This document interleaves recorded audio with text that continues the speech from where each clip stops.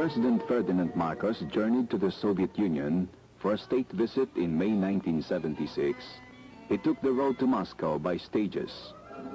From Manila, his way stations were Khabarovsk in the Soviet Far East and Novosibirsk in deep Siberia, arriving in Moscow 36 hours after leaving the Philippines. The trip paralleled the development of Philippine-Soviet relations, which has taken place by lengthy progressive stages. When Mr. Marcos stepped on Soviet soil in Khabarovsk, he breached the last barrier remaining from the Cold War.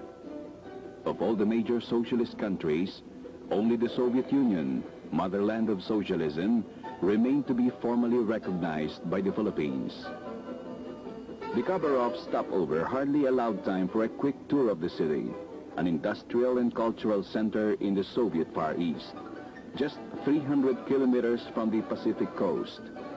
But for Mr. Marcos and his party, including Foreign Secretary Carlos P. Romulo, it was an instructive introduction to the protocol of Soviet officialdom.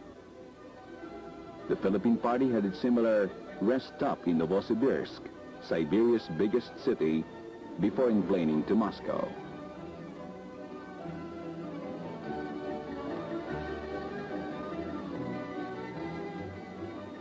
Mrs. Marcos, coming from an official trip to France, arrived in Moscow 10 minutes before her husband's plane was due.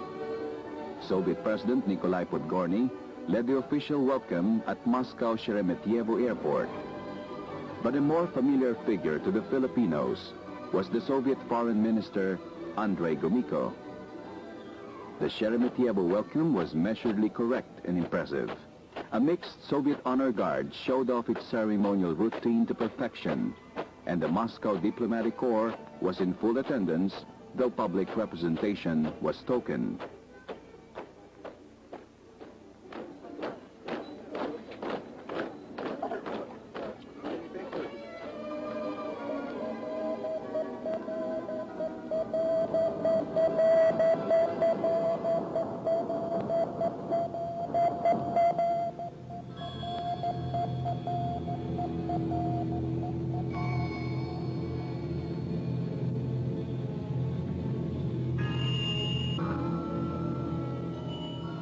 The route to the Kremlin from the airport passed through Lenin Prospect, the broad avenue down which honored visitors and triumphant cosmonauts enter Moscow.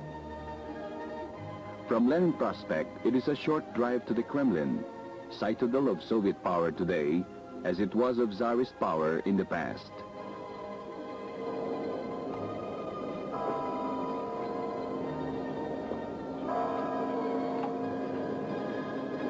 Dating back to the foundation of Moscow in the 12th century, the Kremlin walls, guarded by 22 towers, enclose architectural treasures built over the centuries. 15th century cathedrals raise their gold and silver domes above 19th century palaces and contemporary edifices. These buildings today house the magnificent panoply of Tsarist wealth alongside the somber offices of Soviet leaders. Today, state visitors are lodged in the resplendent suites of the Grand Kremlin Palace, one-time residence of the Tsars. Open to the public every day since July 1955, the Kremlin throngs with visitors day and night. Among the outdoor attractions is the 40-ton Tsar cannon cast in 1586. The day he arrived in Moscow, President Marcos began his talks with the Soviet leaders, headed by Podgorny, at the Kremlin's historic Yekaterinsky Hall, named after Catherine the Great. President Podgorny was assisted by Foreign Minister Andrei Gromyko and Kirill Mazarov, Deputy Prime Minister.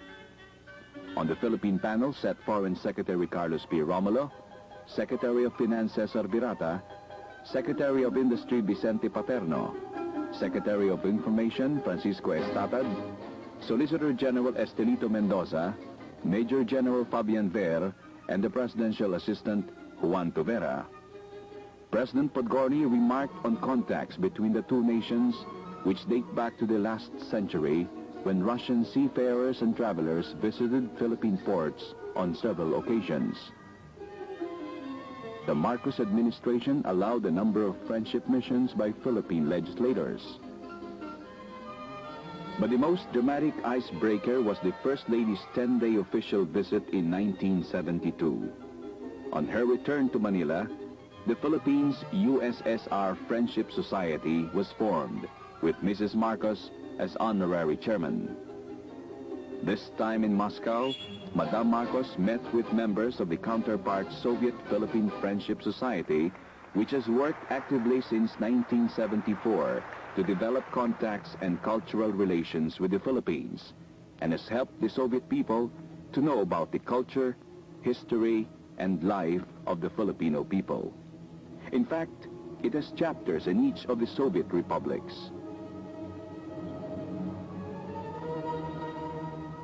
The organization has sent several delegations to visit the Philippines. In turn, it helps Filipino delegations visiting the USSR to know more about the Soviet people through encounters and Soviet specialists and visits to educational, research, and cultural establishments. A special assembly was convoked for Mrs. Marcos at Friendship House on Kalinin Prospect. Welcoming officials included Zenaida Kruklova, President of the Union of Friendship Societies, and Soviet Minister of Publications Boris Tukhalin, who heads the Soviet Philippine Society. A display of books and magazines from the Philippines was eagerly disposed of to society members. A balalaika quartet, a short ballet performance and songs by Moscow's famous artists, followed the speeches. At the end of the visit, a delegation of 8 gifted children presented Mrs. Marcos with their drawings depicting Soviet life and favorite characters from fairy tales and fables. On this trip, the official encounters between Philippine and Soviet leaders helped to lay down the firm foundations of an international friendship, bridging immense distances of geography, culture, and politics. The difference in political systems notwithstanding, Filipinos and Russians have much to hold them together. Both share the experience of historic struggle in defense of the homeland during World War II, deep-seated traditions which revolve around the family, a multiplicity of internal cultures. For just as the Philippines has about 90 ethnic communities, each with its own language and tribal or regional culture, the Soviet Union has 105 nationalities, ranging from the Slavs of Eastern Europe to the Orientals of Soviet Asia.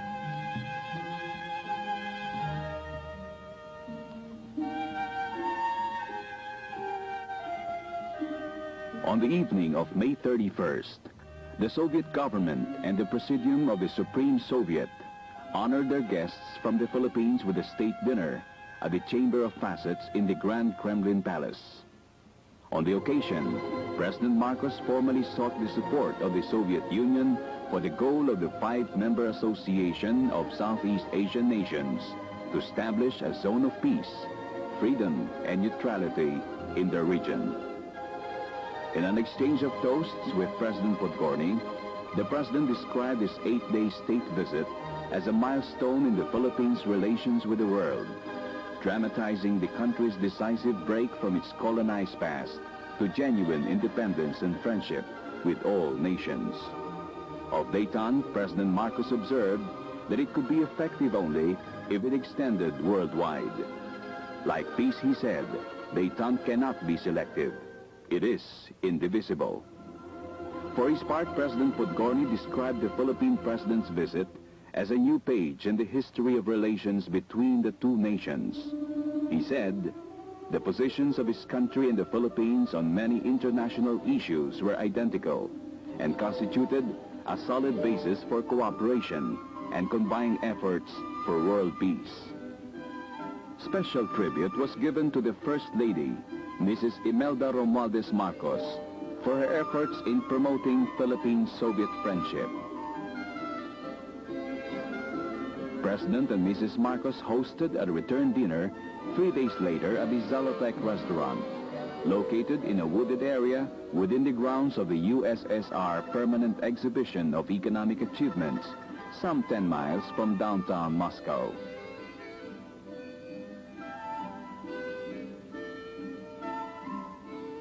The Marcoses' second day in Moscow, June 1st, opened with a wreath-laying ceremony at the Lenin Mausoleum.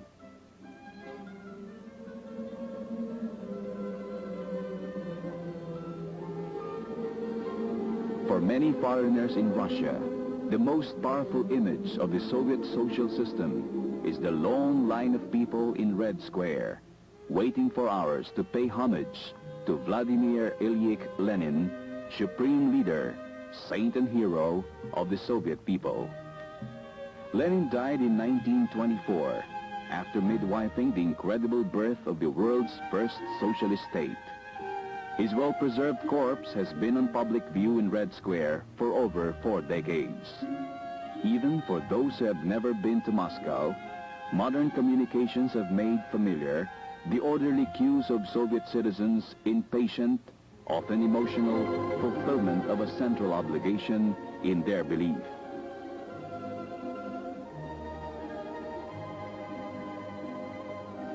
The President's visit to Lenin's final resting place was followed by wreath-laying rites at the tomb of the unknown soldier, also lying just outside the Kremlin walls.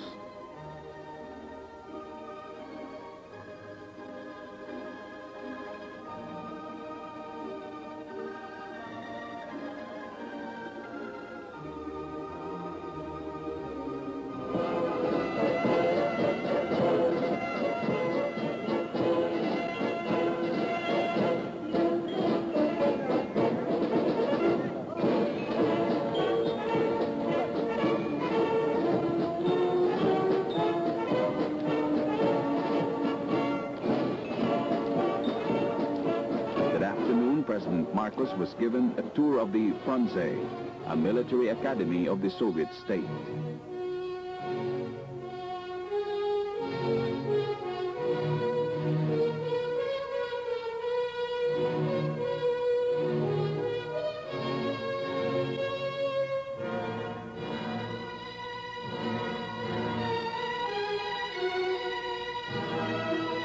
At the war room, he was briefed on Soviet military programs and the training of cadets. He viewed with interest the Academy's museum, which holds a complete collection of war memorials dating back to the Revolution of 1918.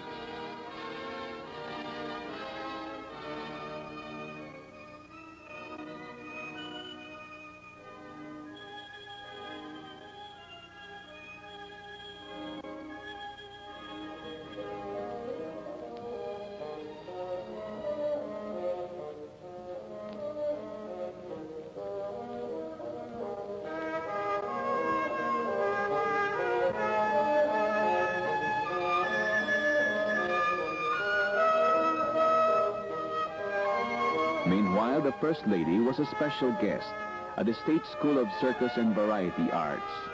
A performance given by the students gave Mrs. Marcos an overview of Russian popular arts, ballet, acrobatics, mime and juggling, among others.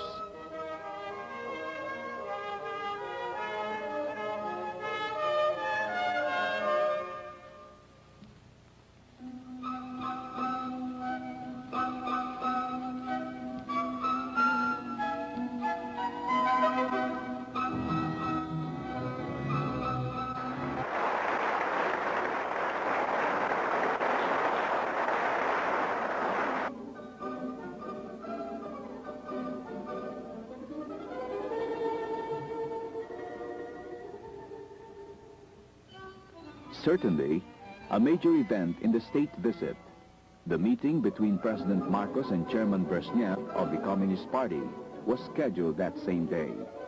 The First Lady was also present for the meeting. The amenities between the two leaders sparked with spontaneous cordiality and warmth. On greeting the First Lady, Chairman Brezhnev expressed regret that he was not present on her first visit to Moscow.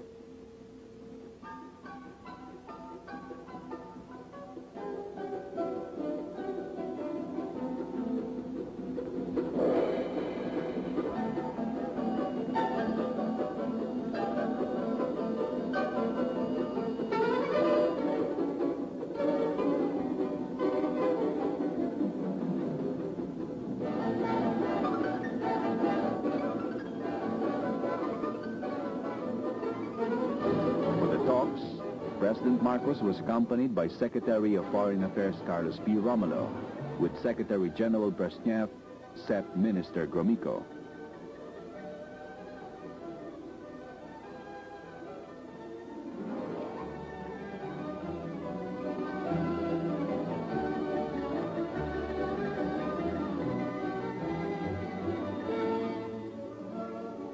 Later that afternoon, heads of diplomatic missions accredited to the USSR were presented to the President and the First Lady at the Kremlin.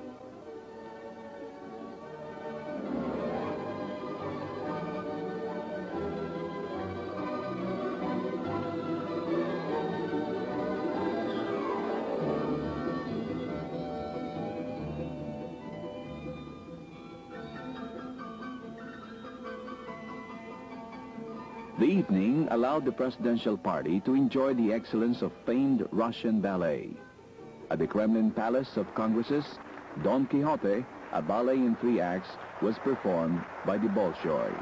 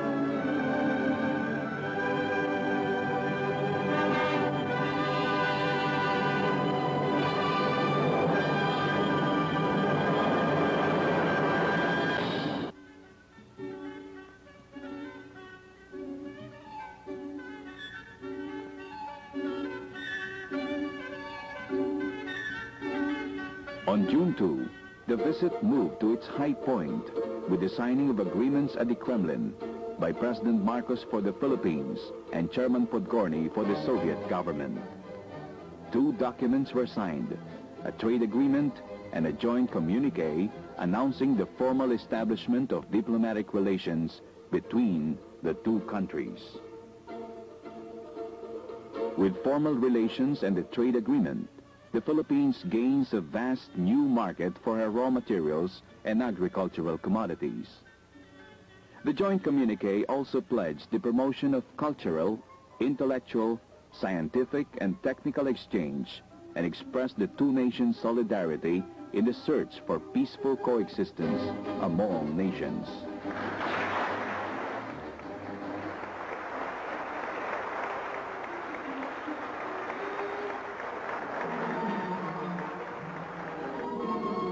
The trade agreement was signed by Secretary of Finance Cesar Virata and Soviet Minister of Foreign Trade Nikolai Patoli.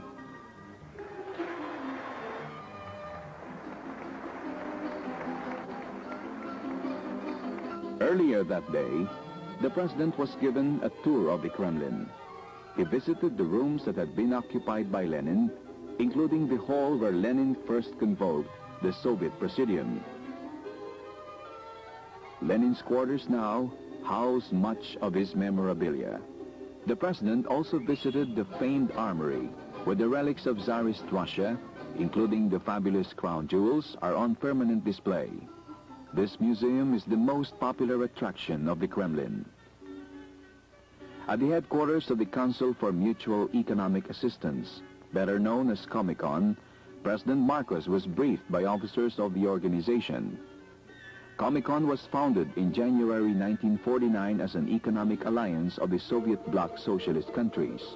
It is often called the Communist Common Market. The economic organization is based on the identical economic system of the member countries, who also have a common political system and ideology. The Philippines now has formal diplomatic relations with most of the Comecon countries. At every turn, Moscow offers its visitors fascinating aspects of the city, which is the center of Soviet life, the hub of its culture and commerce. It is a good place to try and begin to know a people of such great diversity and a land of such overwhelming immensity. Muscovites surprised the Filipinos with a way of life which Cold War propaganda has so well misrepresented. Swarming into theaters, cafes, and cinemas, the Russians show a prodigious capacity to enjoy life's pleasures. Indeed, much of what the Filipinos saw matched their own zest for life and festivity.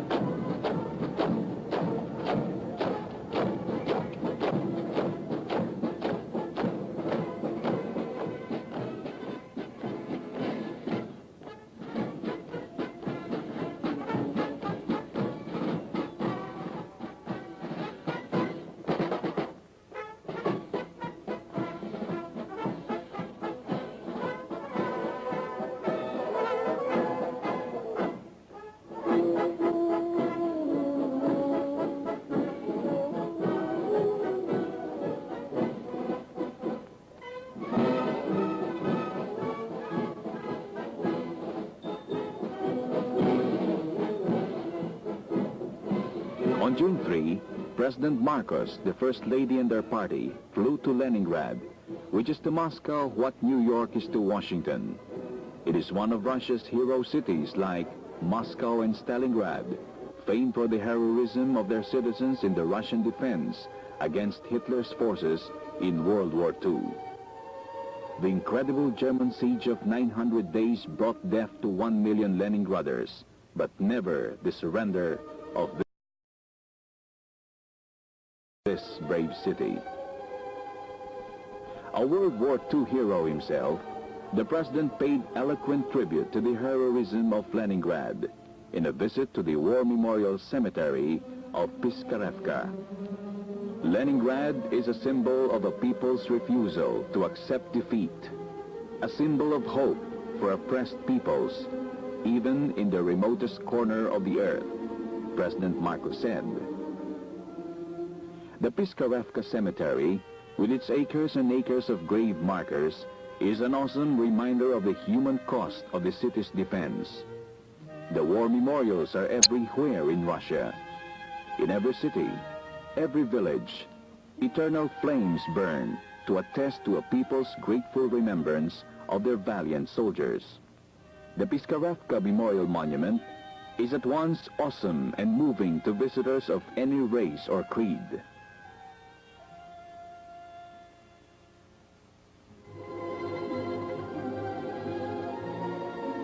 A visit to the cruiser Aurora, moored on the Neva River, served to remind visitors of the historic days when the Bolsheviks finally brought down the Tsar and put an end to Russia's long centuries of feudalism. From the decks of the Aurora, sympathetic sailors of the Tsar's navy fired the guns that signaled the storming of the Winter Palace at the outbreak of the 1917 October Revolution.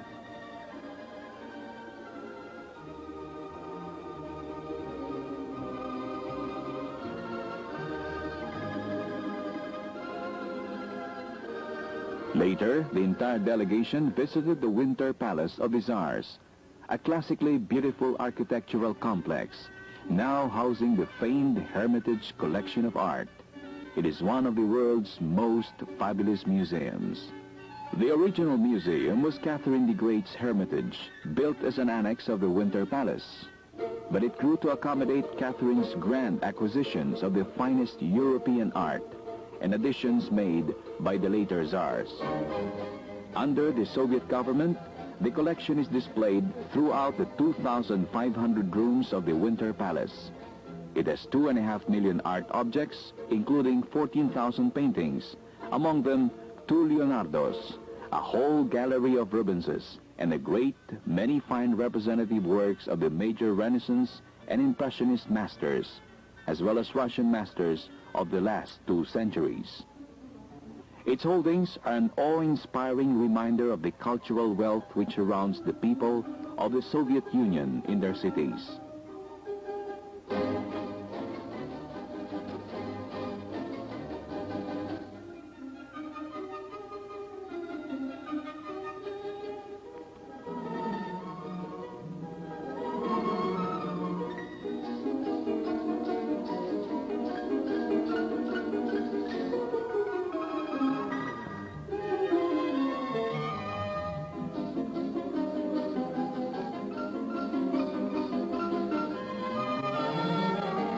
For the Filipinos, Leningrad broke many more of their stereotypes about the Soviet people and their lifestyle. Economic 5-year plans have not only made the Soviet Union a superpower and a giant of world industry, they are now directly seen and felt as material benefits to the masses of Russia, only 50 years ago, the most backward nation of Europe. The Soviet worker reaps the rewards of his work and of the system in a minimum standard of living that assures him of a job, free education to university level, social housing, nominal expenses for rent, transportation, medical services and utilities, sufficient food, and an increasing access to consumer goods, including cars, country duchess, and jewelry. The Soviets move about with vigor and self-assurance, a passion for living, reflected in the grand themes of classical Russian literature, still informs the 20th century lifestyle of the Soviet people, little quenched by the strictures of socialism. The Russian visit came to a close for Mrs. Marcos in Leningrad.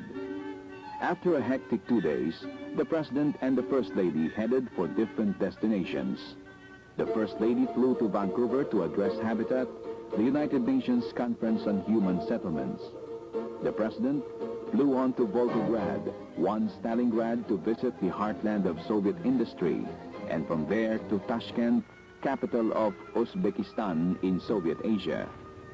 Tashkent was the seat of ancient trade caravans, plying between the Orient and Europe, gateway of ancient conquerors who set out to search for new lands and new territories.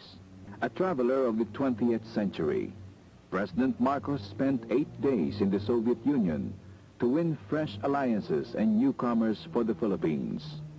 This trip was the final seal on the pragmatic diplomacy of friendship for all nations, which he has pursued with determination since he broke the single-minded dependence on the United States, which had for so long characterized Philippine foreign policy.